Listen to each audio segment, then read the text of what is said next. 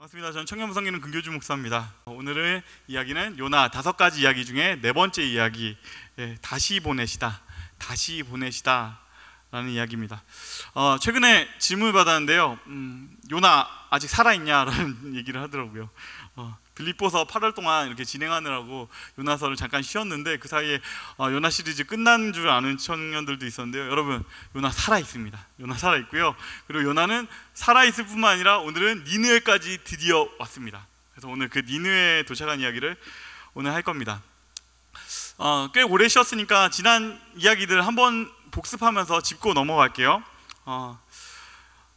아주 간단하게 말하면 2번의 고집과 1번의 항복 정도로 지금까지의 얘기는 좀 요약할 수 있을 것 같아요. 첫 번째 고집은 어느 날 요나에게 하나님의 말씀이 딱 떨어집니다.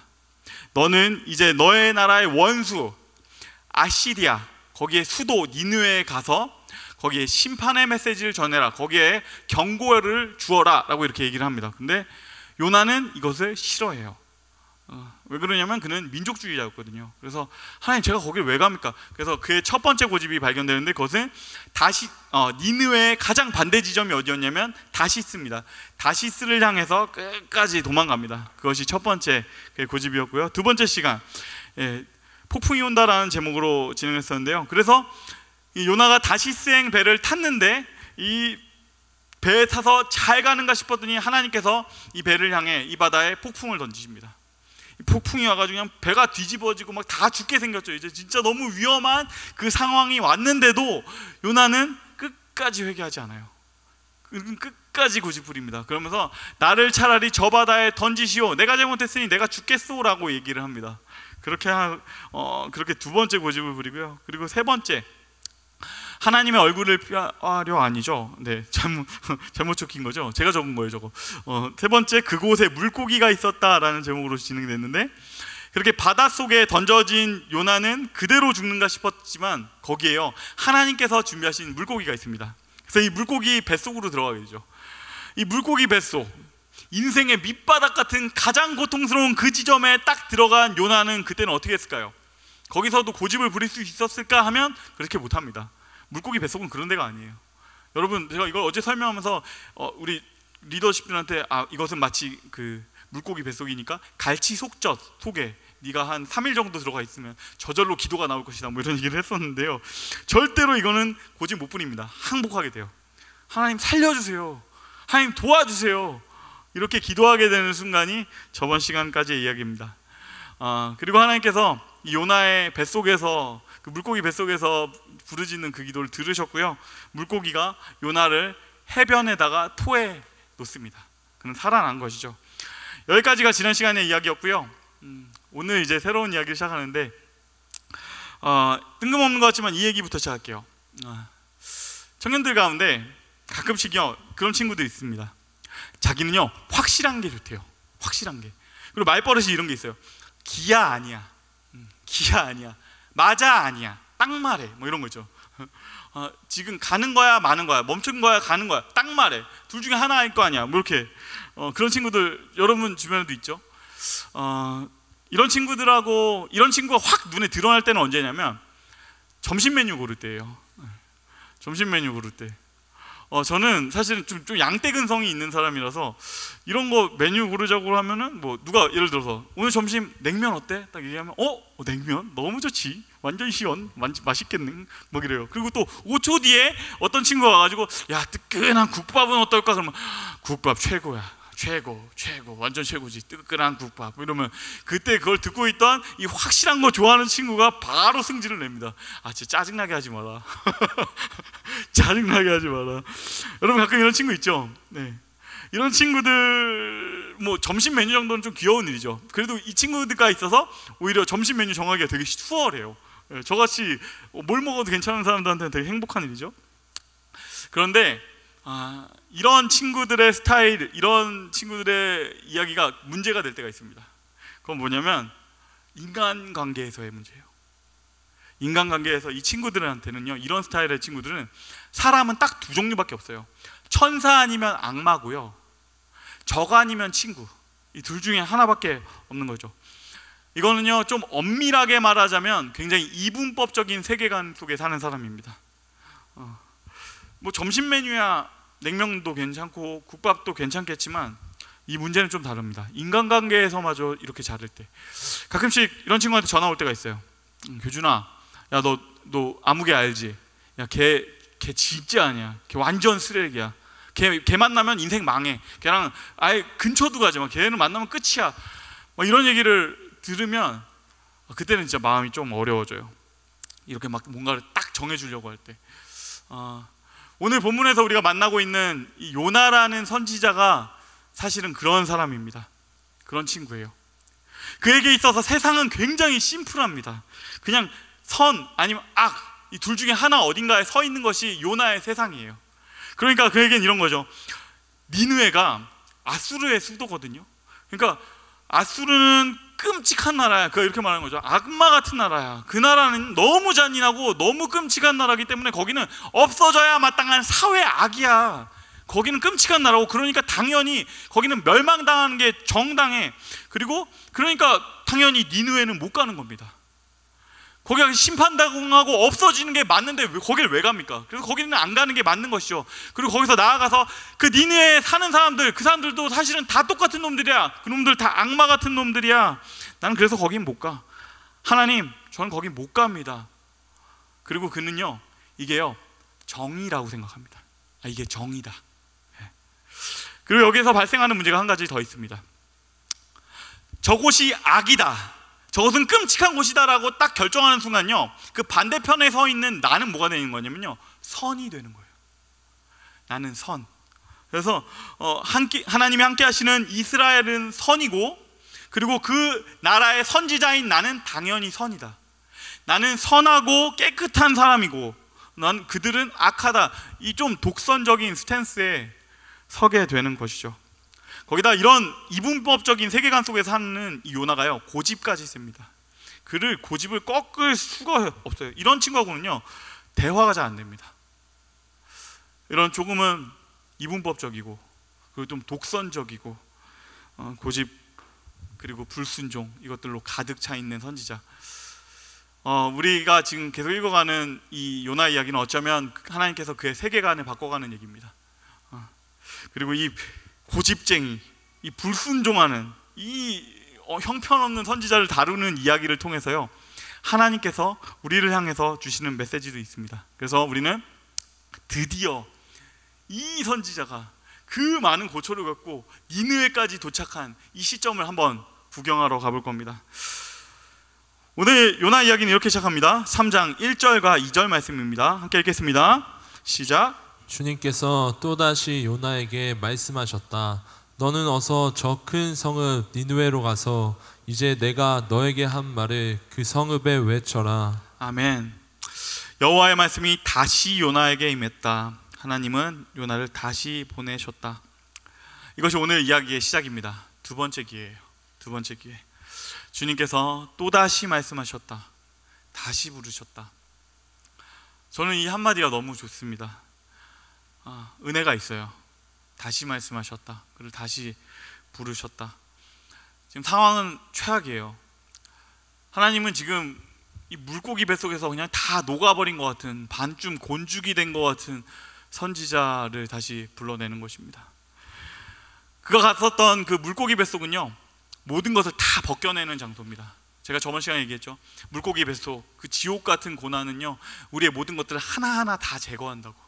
내가 믿고 있었던 것도 제거하고 나의 꼼수도 제거하고 아무것도 안 남게 된다고. 그래서 그곳에 갔더니 이제 그도 자기를 발견하게 되는 것이죠. 자기는 꽤 괜찮은 사람 줄 알았는데 불순종하는 선지자, 고집만 센 선지자, 그리고요 강한 줄 알았는데 엄청나게 약하기만 한 존재, 물고기 뱃속에서 그냥 죽어가는 존재를 발견합니다. 그리고 나서 하나님께서 그 사람을 다시 부르시는 거예요. 요나에게 이렇게 말씀하시는 것이죠. 너 되게 괜찮은 사람인 줄 알았지? 근데 그런 거 아닌 거 알겠지? 너 진짜 지금 엉망인 것도 알았지? 형편없는 것도 알겠지? 그렇지만 다시 함께 가자. 같이 다시 가자. 그리고 요나를 다시 부르세요. 여기에 숨겨져 있는 메시지는 이겁니다. 그건 바로 꼭 너여야 하겠다. 굳이 너여야 하겠다. 이 말을 하고 계신 겁니다. 하나님이 사람 많으세요. 꼭 요나 아니어도 돼요. 이렇게 고집세고 이렇게 이분법적인 인간 아니어도 좋아요. 훨씬 더 그냥 말 딱 시키면 째깍 들을 수 있는 그런 우리 고은혜 같은 그런 사람들도 있어요. 그렇지만 하나님께서는 굳이 그 선지자, 그 사람을 부르시는 것이죠. 그리고 또 애써서 부르시는 게 그냥 우리 언뜻 생각해봐도 알 수 있어요. 가성비가 최악이에요. 이 요나 한 명을 부르려고 지금 얼마나 많은 일 하십니까? 풍랑을 준비하시고 물고기 준비하시고 그리고 기껏 그를 살려내가지고 그를 또다시 불러내십니다. 물고기 뱃속에서 반쯤 녹아버린 선지자, 형편없는 모습의 선지자 그 요나를 다시 부르십니다. 꼭 넣어야만 하겠다. 꼭 넣어야겠다. 요나는 아무래도 그 하나님의 마음은 느꼈던 것 같아요. 자기를 살려주시고 다시 불러주시는 그 하나님의 은혜에 설득돼서 요나가 니느웨로 갑니다. 이제 드디어 간 것이죠. 그리고 이제 그 네가 니느웨에서 해야 될 일은요 굉장히 심플합니다. 뭐냐면 가서 메시지를 전하면 되는 것이죠. 가서 그냥 메시지를 전하면 된다. 그래서 딱 이렇게 합니다. 3절과 4절 말씀입니다. 함께 읽겠습니다. 시작. 요나는 주님께서 말씀하신 대로 곧 길을 떠나 니느웨로 갔다. 니느웨는 둘러보는 데만 사흘 길이나 되는 아주 큰 성읍이다. 요나는 그 성읍으로 가서 하룻길을 걸으며 큰 소리로 외쳤다. 40일만 지나면 니느웨가 무너진다. 아멘. 자, 여러분 여기서 질문이 있습니다. 답은 딱 이지선다예요. 한번 손을 들어가지고 한번 해볼까요? 질문이 이겁니다. 요나의 니느웨 사역은 훌륭했다 아니면 엉망이었다? 요나의 니느웨 사역은 훌륭했다 아니면 엉망이었다? 둘 중에 하나예요. 훌륭했다라고 생각되는 분 이렇게 조그맣게 손을 한번 들어보시겠어요? 몇 분 보이고. 엉망이었다라고 생각되는 분도 한번 손 한번 들어볼까요? 엉망이었다? 뭐죠? 막 복화술로 뭐 말만 하고 입만 달싹거리고. 오케이, 좋아요. 그냥 퀴즈 같은 거 안 할게요. 그냥 답을 알려드릴게요. 답은요 되게 분명합니다. 엉망이에요. 엉망진창이에요. 3장에 요나가 이제 니느웨 사역을 하고 있는 것을 보면서 제가 읽으면서요, 제가 요나하고 같이 해외 선교를 진행하고 있는 목사라고 생각해 보니까 막 어떤 느낌이 드냐면 승질이 나더라고요. 요나는 막 거기 좀 이따 자세하게 설명할 테니까요. 목사는 이런 팀원들이랑 같이 가면 정말로 이렇게 속이 가슴이 주님 막 기도가 막 저절로 나옵니다. 이런 식으로 사역하는 건 아니지라는 마음이 저절로 생겨나서요. 저는 이거는 그냥 넘어갈 수 없죠. 따박따박 따질 겁니다. 지금 구체적으로 뭘 잘못했는지 짚어볼 건데요. 다시 3절과 4절을 보시면요, 하이라이트된 부분 한번 봅시다. 니느웨는 둘러보는 데만 사흘길이나 되는 아주 큰 성읍이다. 그리고 그 밑에서 보시죠. 요나는 그 성읍으로 가서 얼마나 그가 전했죠? 하룻길을 걸으며 큰 소리로 외쳤다. 하룻길을 걸으며. 되게 간단하죠. 둘러보는 데만 3일 걸려요. 근데 지금 요나가 지금 얼마나 사역하고 있죠? 딱 하루 전한 겁니다. 이건 뭘 의미할까요? 대충 한 거예요. 하기 싫었던 거예요. 하는 신용만 한 거예요. 그리고 두 번째로는요, 그리고 실제로 그 하루 동안 전하는, 거기 가서 하는 메시지가 있잖아요. 그 메시지도 엉망진창입니다. 그 메시지를 한번 4절을 보시죠. 요나는 그 성읍으로 가서 하룻길을 걸으며 큰 소리로 외쳤다. 40일만 지나면 니느웨가 무너진다. 40일만 지나면 니느웨가 무너진다. 요나가 지금 전하고 있는 이 메시지, 이거는 히브리어로는요 딱 5단어밖에 되지 않아요. 제가 읽진 않을게요. 제가 집에서 해봤는데 안 되겠더라고요. 딱 5개밖에 안 되는 이 단어. 이 메시지에는 그냥 그렇구나 하는 게 아니라요, 자세히 들어가 보면 문제가 엉망진창으로 많아요. 뭐가 제일 문제냐면요, 꼭 들어가야 될 정보들이 다 빠져 있어요. 꼭 들어가야 되는 정보가 있거든요. 지금 니느웨에 가서 너희는 심판을 당하게 될 것이다라는 엄청난 큰 메시지잖아요. 이건요, 수십만이 이제 죽게 생겼다라는 메시지를 던지는 이 순간에 그 안에 꼭 들어가야 될 정보가 다 빠져 있는데, 구체적으로는 3가지가 없어요. 첫 번째는요, 니느웨의 죄가 뭔지가 없어요. 뭘 잘못했는지 알려줘야 되잖아요. 니네가 뭘 잘못했다가 있어야 되잖아요. 그게 없어요. 그 두 번째로는요, 어떻게 해야 하는지가 없습니다. 그렇다면 뭘 잘못했다면 이제는 어떻게 너희가 행동해야 된다가 있어야 되냐요. 그게 하나도 없고요. 그리고 결정적으로는요, 하나님이 없어요.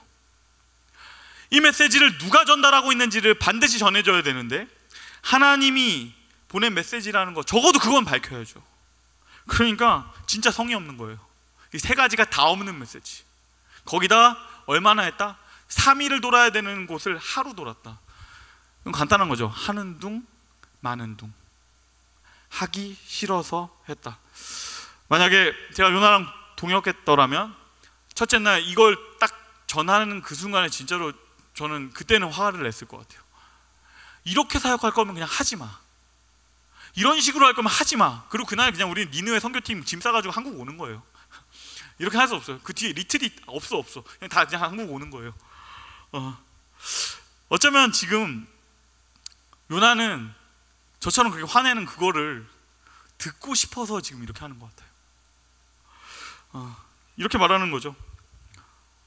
하나님, 저 그냥 돌려보내세요. 아시잖아요. 저는 완전히 동의되지 않았어요. 저는 그냥 니느웨가 망했으면 좋겠어요. 이것도 그냥 억지로 한 거예요. 주님께서 은혜 주시고 사랑 주시니까 진짜 싫은데 그냥 억지로 한 거예요. 이걸 지금 그가 행동으로 보여주고 있는 겁니다. 이거는 뭐랄까, 사춘기가 너무 늦게 온 약간 금쪽이 선지자 막 이러면서 우리 하연이 같은, 아니죠, 하연이 금쪽이는 아니에요. 그런 모습인 것이죠. 주님께서 바다에서 살려주시고 끝까지 쫓아와 주셔서 어떻게 니느웨까지는 왔어요. 근데 여전히 마음에 들지도 않고 동의도 안 됩니다. 하나님, 대체 왜 제가 여기 와 있어야 되죠? 그러니까 그는 전하기는 전하지만 마음은 하나도 없는, 그러니까 이도저도 아닌 상태로 이도저도 아닌 메시지를 전하고 있어요. 이거는 요나의 캐릭터 제가 말씀드렸죠. 그거의 정반대 지점에 있는 이야기죠.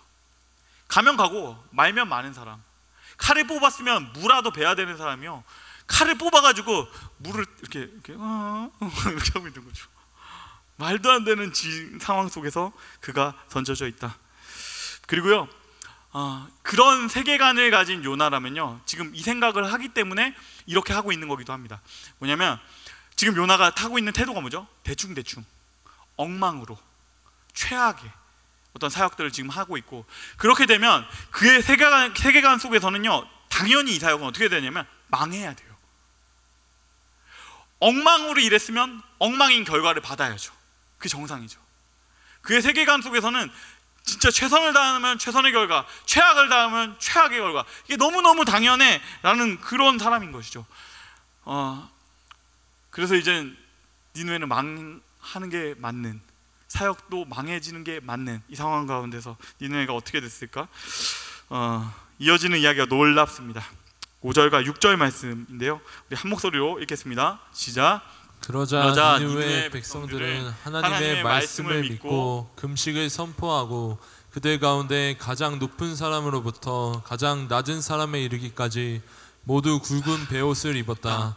이 소문이 니느웨 왕에게 전해지니 그도 임금의 의자에서 일어나 걸치고 있던 임금의 옷을 벗고 굵은 베옷을 입고 잿더미에 앉았다. 아멘. 니느웨의 반응이 놀랍습니다. 이 말도 안 되는 대강 설렁설렁 전하는 것 같은 요나의 하루짜리 사역에 니느웨 사람들이요, 회개하기 시작합니다.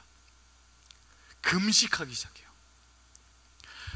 완전히 가장 바닥에 있는 노예부터 시작해서 가장 꼭대기에 있는 왕까지 이르기까지 그들이 입을 수 있는 가장 불편한 옷 중에 하나인 베옷을 다 온몸에 두르고 모든 것을 식음을 전폐하고, 하나님, 우리가 잘못했습니다, 이것을 하기 시작해요. 재에 앉아서.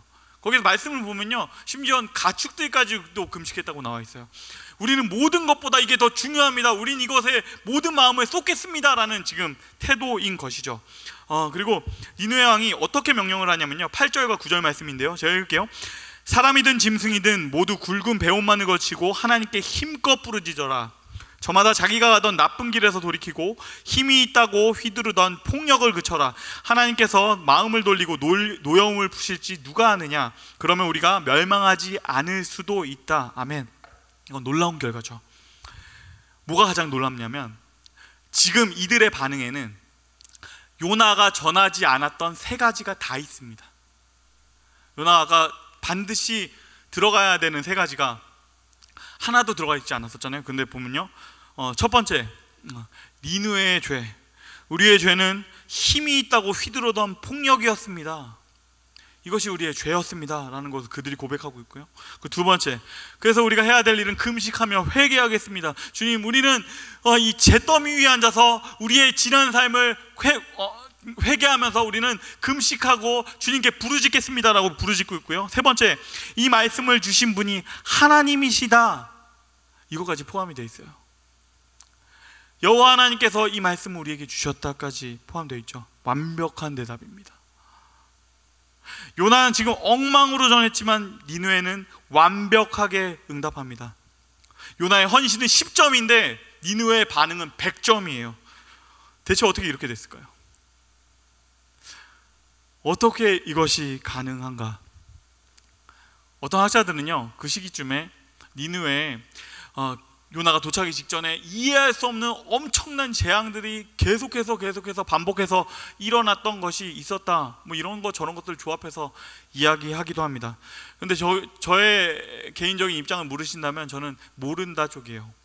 우리는 실제로 어떤 일이 일어나서 이렇게 되는지는 알지 못해요. 그렇지만 분명한 것은 이 10점과 100점 사이의 간극, 10점짜리 헌신 그러나 100점짜리 반응 사이에는 하나님의 90점의 노력이 있었다. 하나님이 90점을 채워주시는 그 일이 있었다, 그것만은 알 수 있죠. 그리고 하나님께서 이 말도 안 되는 구도, 최악의 메시지를 던졌지만 정말 완벽하게 응답하는 니느웨, 이것을 통해서 우리에게 주시는 특별한 메시지가 있습니다. 요나에게도 주시고 그리고 오늘 우리에게도 주시는 메시지입니다. 지금까지 요나는요, 자기는 괜찮은 줄 알았어요. 적어도 1장 1절에서의 요나는 그렇습니다. 나는 아무 문제 없고 나는 선하고 나는 정의로운 그런 사역자라고 생각을 했는데요, 그렇지가 않아요. 요나서의 사건을 통해서 마주하게 되는 것들은요, 정말 자기가 봐도 엉망진창인 모습을 계속 마주하게 돼요.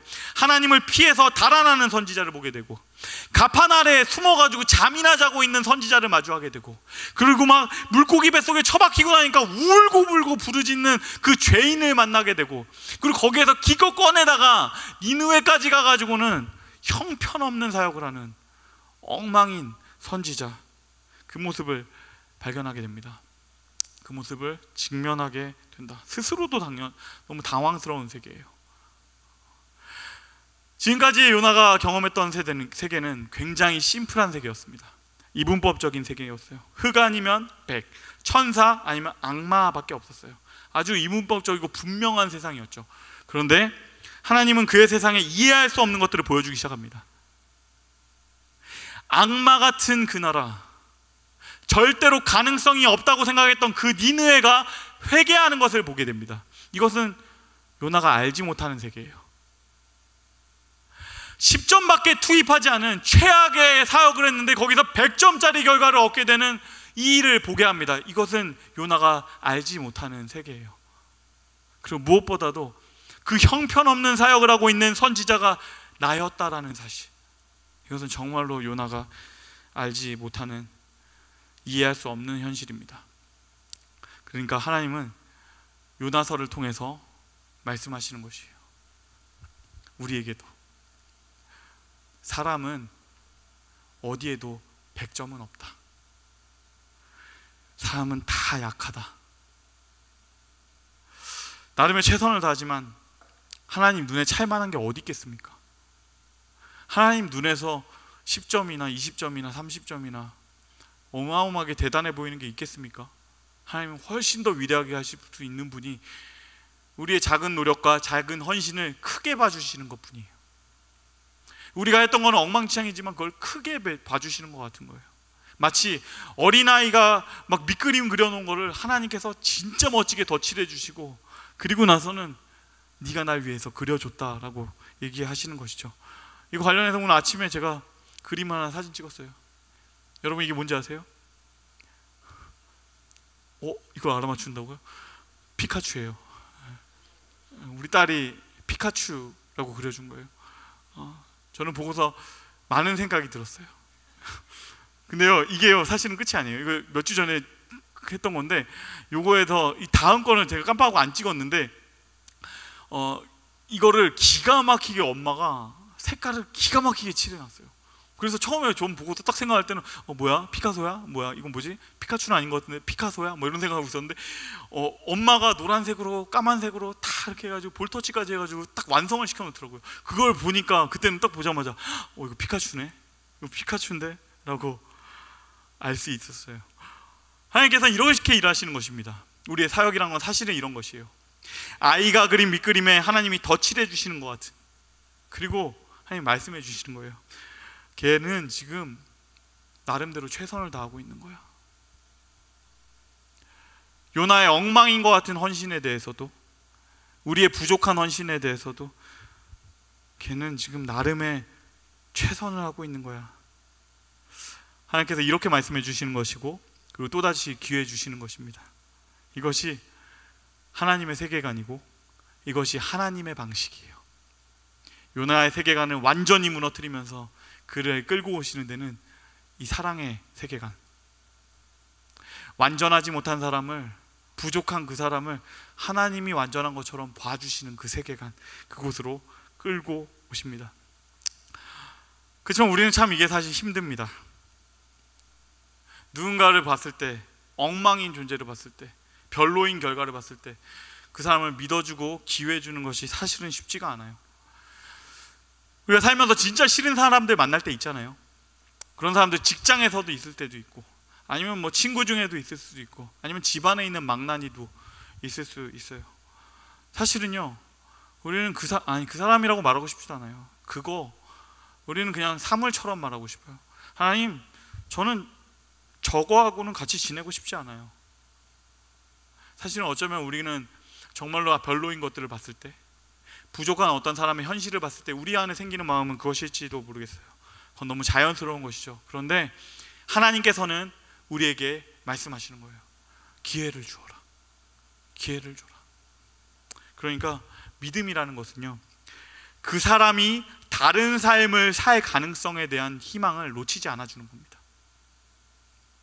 그 사람이 다른 삶을 살 가능성을 믿어주는 거예요. 그건 너무나, 사실 어쩌면 너무너무 힘든 노력이지만, 그렇지만 그것이 성도가 인생을 사는 방식입니다. 왜냐하면 하나님이 나에게 다시 기회 주셨으니까요. 내가 봐도 엉망인 나에게 하나님께서 나에게 기회를 주시니까요. 그리고 그 기회 붙잡고서 그에게도 다시 기회를 주라고 하나님이 말씀하시니까요. 말씀 맺겠습니다. 하나님께서 이 요나를 통해서 일하셨던 것에, 우리 방금 전에 봤던 메시지 하나를 가지고 말씀을 정리하려고 해요. 마지막으로 요나가 전했던 엉망인 메시지, 딱 5개의 단어로 된 메시지를 다시 한번 볼게요.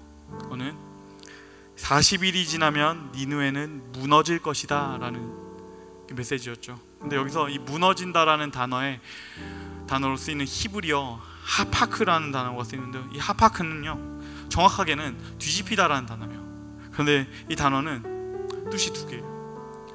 이 단어는 무너지다, 파괴되다 라는 뜻도 있지만, 동시에 변하다, 달라지다 라는 뜻도 가진 단어입니다. 그러니 요나는 자기도 모르는 사이에 이렇게 전하고 있었던 겁니다. 40일이 지나면 니느웨는 달라질 것이다. 40일이 지나면 니느웨는 새롭게 될 것이다. 이걸 누가 하셨죠? 하나님께서 하시는 것입니다. 하나님께서는 엉망인 요나의 메시지를 바꿔주세요. 그리고 그 니느웨에게도 새롭게 기회를 주세요. 10절 말씀입니다. 하나님께서 그들이 뉘우치는 것, 곧 그들이 저마다 자기가 가던 나쁜 길에서 돌이키는 것을 보시고 뜻을 돌이켜 그들에게 내리시겠다고 말씀하신 재앙을 내리지 않으셨다. 중요한 여러분, 우리도 그랬으면 좋겠습니다. 우리도 그 눈으로 서로를 바라봐 주었으면 좋겠습니다. 지금은 부족해 보이지만 너도 변화될 것이다. 지금은 답이 없어 보이지만 너도 점점 나아질 것이다. 하나님께서 나에게 기회를 주셨듯 당신에게도 또 기회를 주시고 또 기다려 주실 것이다. 하나님이 너도 반드시 새롭게 하실 것이다. 이 믿음 가운데 사시는 저와 여러분이 되시기를 주님의 이름으로 축복합니다.